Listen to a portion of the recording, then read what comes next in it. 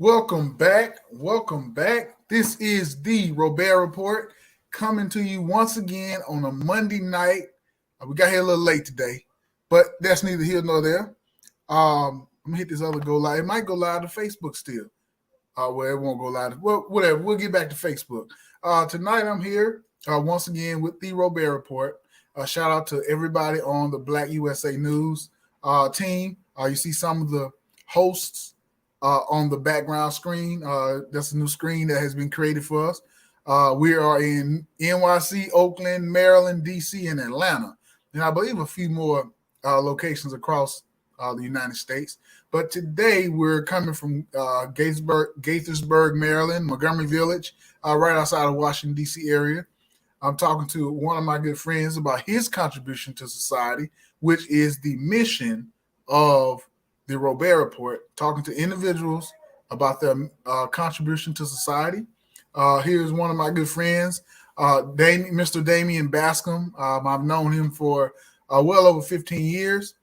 He's a local guy to the DC area. I actually worked for him for a brief period back 10 years ago, 10, 15, 12 years, something like that. I can't remember, but I did work for him. And he's here to talk to us today about his venture into entrepreneurship. Damon, take it away, man. How you doing today? I'm doing excellent, man. For Monday, it was a good day. It had a couple of things going on today, but fairly well. Productive day. Gotcha. Thanks, man. It's really a pleasure to be on, Robaer, man. I think what we talked about in the interview. I'm looking forward to this dialogue tonight. Yep. Damien has a pretty impressive resume. I wouldn't even call it a resume. I don't even know if he has a resume because he's been in entrepreneurship his entire life. Adult life, I'll say that. He probably does have a resume. I'm not going to discount him on that, but I'm bringing that up because I've never known him to say, man, I got to go to W-2 type job. Always been a go-getter, somebody who has made his own way. And he's the epitome of being an entrepreneur for a young, talented black person in the DMV. So we're going to start with one of the questions. What got you into entrepreneurship versus being an employee? Well, what got me into entrepreneurship is that I think early on in my life, I learned that having hobbies like some young people do, and one of the things that I observed, not other summer youth were doing this, but other older men were doing this in my neighborhood. I saw a man pushing a lawnmower around the neighborhood, and he was cutting grass, and he came over to my house and he asked my mom and my grandma, can he cut the grass for us? And my mom and my grandmother, they paid him one year. I think I was around about 11 years old. And, following the next year, I kind of got the opportunity to cut my own lawn. My mom told me I was a little too young at 11. And then further in that, I started to become a little bit more aware of, working in return for being able to purchase things. I always thought my mom just had money in her purse and money grew on trees, or I didn't even understand where money came from. But as I began to observe and understand that that you worked for, and then I learned lessons of working and being able to go out there and being able to be an entrepreneur. And along that line of my observation, because it was a quite unique observation being a youth growing up in an urban community, single family home, the community has different things that you can get exposed to. And I think some of the people in the community, my neighbors, they exposed me to some other activities of economic development and things of that nature. And I saw how these things were able to, you do this and other people are doing what they're doing, and you're doing what you're doing. You want what you need. And they kind of came together. So I look at it as I became from that early childhood experience of just observing and trying to earn some income. I turned into a social entrepreneur because I looked at how society was kind of operating from different scenarios that I was experiencing, and I think that's the beginning of my lessons. If I can kind of gather it there, and then my grandmother was an independent entrepreneur. She did Mary Kay, and she also did. She held like this thing called the Suzus. I'm from Guyana, and she taught me some of these things. She taught me some of these activities as a youth. I would listen to her, and she also ran a daycare, and I worked in a daycare. I was her assistant. I was the spoiled little assistant. I never got in trouble, but I had to do work. I had to help change diapers. I had to help feed the babies, and I had to do those type of things while I was there. And I became my grandmother's favorite, actually. Spent a lot of time with my grandmother, and she became my best friend. She knew me, and she observed me as I gotten older. She prayed for me. I think, I could go into how I observed my relationship with my grandmother and who I am today. And she also added that component, because when I took my lawn care business and I got a van, or I got an opportunity from somebody else, after I got in trouble a little bit and learned, what not to do to get in trouble as a youth, I got you. And making money or just being young and adolescent. But Robaer, man, I can continue to talk about the subject of what got me into it. It's like a kind of a history piece. And it just, when I say social entrepreneur versus entrepreneur, because I've actually made money just by looking at what the community needs are. We have senior citizens that reach an age. We have babies that are at an age, and we have young people that need work, and we have solutions that we can create. And so, my endeavors of entrepreneurship is I can keep talking, man. I actually I need to write some of this stuff down I'm talking about. Hey, man, there's a lot of people should be in particular entrepreneurs should be writing down some of the things, some of the lessons that they learn as they go throughout their entrepreneurial journey, for book purposes, for being able to share them on interviews, and then just for having good conversation at dinner parties. And so I'll bring up another topic that we discussed, because for those who watch my show, they do know that I have preliminary interviews with my guests. So I'll jump into another topic. What are the top 3 mistakes that you have made, that you have experienced being an entrepreneur? The top 3 mistakes that I've made. If you can just say 1 or 2, that'd be great. But I just mixing business and pleasure. Number 1. Okay. Right. See, mixing business and pleasure is one that is one. And then number 2 will be, these are not in no order, but they're coming to my head, right? As you think about 3. And not paying myself first. Working and not paying myself, not putting myself first is a very important principle, even if it's $100 a week and you working 40 hours a week. It's not that you're paying all your bills and then you're taking the less after the end of the month or when you need it from your bank account and not managing your books right. Starting from the beginning and developing and paying yourself first and living off that budget.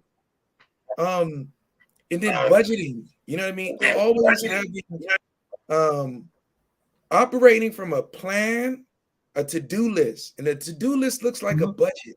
A to-do list looks like what you're accomplishing. And you can track yourself, you know what I mean? Yeah. Those 3 things, as an entrepreneur, those 3 things are very important. If you start your day without the to-do list, you know what I mean? If you're not treating yourself like you are very important, it's not being with pride or taking from the business and then the business is suffering. It's actually understanding you are just as important as everything else is important, and not putting yourself last. That's right. And then bringing on, mixing business and pleasure. Business and pleasure is something that when the relationship is just pleasure and it's, business is important, right? A relationship is important. A pleasure is not important. So you don't mix the 2. You know what I mean? A relationship that you're investing into time is not something that you're going to look at carelessly. So you manage your relationships properly. and not mixing pleasure and business, personal and business. It's two different things. The personal should overrule. If people support, or your friends support you, they should give you a little tip. They should not ask for a discount. Yeah. You shouldn't be looking to give your friends some discount. No, your friends should be looking to give you a tip. I have a friend who he had an Airbnb business, and it was in Northern Virginia, Alexandria, I believe, Arlington, Alexandria, and he would say that his close friends, because he was using an apartment right off the strip in Alexandria, Arlington, King Street, Queen Street, whatever it's called, very popular area.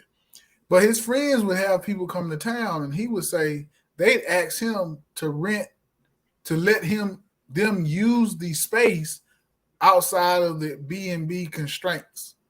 And then they wanted a discount. So he would do it because they were his friends, but he was saying, I'm losing money at the same time, attempting to be friendly with other people. And it's his person, and his income, that's his income producing property that he has, but he's losing money trying to maintain a friendship. So what you're saying is absolutely correct. Mixing business with pleasure. Some could take it other ways. So many ways you could take that. It could be sexual relationship, it could be familial relationship. But when you have friends and they don't want to tip you, they'll go to the bar or to the restaurant and tip. But when it comes to you, they want to, pull back in your income. But it still wants you to hang out with them at the same time. Not friends or anything, but I'll go to another question because we will develop these questions and answers in a future interview. But I just want to introduce you to the guests who decide to watch our network. Another question is, I mentioned the failures or mistakes. What are 3 successes that you have experienced as an entrepreneur? Wow. One of the successes as an entrepreneur, and I like to use the word social entrepreneur because it's given me such a unique platform here, is to be able to navigate through different lanes. And I think my years of experience as an entrepreneur has given me an ability to look at different backgrounds and be able to not go to school and learn about code switching, but actually be in present experiences and understand when dialogue certain ways. Because when you're in certain areas, you talk a certain way, but when you're in certain areas, you eat with the fork in your left hand or something. You know what I mean? It's important to understand ethics.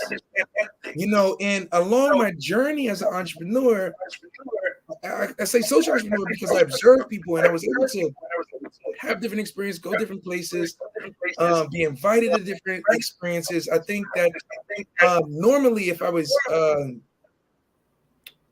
just average individual engaging in society, I would not have had these experiences. So I would say number one has been the experience. It's been some entrepreneurs would say it's a priceless experience.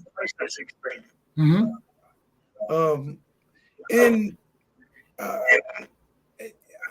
would say another. It's kind of a trick question that I gave you. As a trick question that I gave you because most people don't think about their successes. They just do the work and they just get it done. But keep going. That's kind of a trick question I gave you. So I personally don't feel like I've reached really success. But along the way, I've had some happiness. I've had some opportunities, some activities that I can look back at and I can look at, and I do sometimes look at, and I think just that question is giving me the ability to think about some of these things. And I really appreciate you asking me that. But, 2 more successes really quickly is just being around certain people is number one. Experiences, and I think freedom, being able to wake up when I wanted to wake up on certain days, just choose to do what I wanted to choose to do. And then if somebody really wanted to criticize me, I had the ability to have a little bit more negotiation about how I wanted to take a stand of what I was dealing with versus under the thumb. Like you better hurry up to the job and you better not show up late again because you're gonna lose this job. Yeah, right, I could call a contractor. I mean, if it's a contract is a contract. Contractors already know, like it's a certain amount of time you have accomplished this activity, and then you managing that with your integrity. You know what I mean? So it's more freedom. You're not under, and you have more dominion of what you're creating. I think that's another success. And the little bit of opportunity I can create, I can move. You know what I mean? Versus like moving under somebody else's playing field, you can create and move. And I think, I would add number 3 as a creator. Becoming a creator, as I call it, social entrepreneurship. I think my third success, and I haven't reached ultimate success yet, but I've had some successes. Other people will probably mention other ones, but those 3 will be mine. Okay, gotcha. And it's funny you talk about being under the thumb. What comes to my mind, and we'll this will be my last statement because we'll have you back on because I know you have an engagement to attend to. But I'll say this: I was living in Texas for a little over a year, and I had gotten a job with an insurance agency. So the agent said, "Hey, the guy who ran the agency, I love the guy. He became one of my good friends. But he was like, hey, I want you to go to this event. So I went to this event, and I was in Dallas. Dallas area is huge. So I went to the event, having a good time. I'm learning what he told me, what he wanted me to go and learn. So he calls me like, hey, I need you to get back to the office. I'm like, okay, I'm coming back. So it's really about an hour drive. I need you back in like 35, 40 minutes. What? And so the lady that he told me to go and see was like, man, he rushing you to get back. And I ended up rushing back, hopping into the wrong lane, and got back within an hour and a half. The traffic was so crazy in Dallas. But I'm like, I let this person rush me, and I wasn't almost about to get into an accident, but I made a mistake on the highway, which added 30 minutes to the trip. So being on somebody's thumb as an employee is one of the reasons that I know that some people do not choose to go the W-2 route. But that's neither here nor there, man. Look, we're going to have Mr. Bascom back with Bascom Enterprises, and we'll get into his story more. I want to thank you so much for coming on today and blessing us with your presence. And just a short synopsis of what you do in regard to entrepreneurship, because we'll get into the meat and potatoes of it a little later. And for the vegans, we'll get into the rice and beans. Take care. This is the Robaer Report. Thank you all for viewing our show today.